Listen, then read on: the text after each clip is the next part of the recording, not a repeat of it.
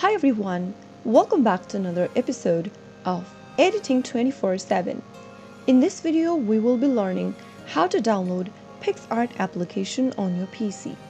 To download the PicsArt app on your PC, first of all open your Microsoft Store app. Go to the search box at the top of the screen and type in PicsArt. Click on this PicsArt photo editor application from the search result and click on the Get button on the next page. Wait for the application to download and install. Once the application is downloaded, click on the Open button and there you have your PicsArt application installed for your PC. You can also go ahead and download any Android emulator and install the PicsArt application using the emulator on your PC.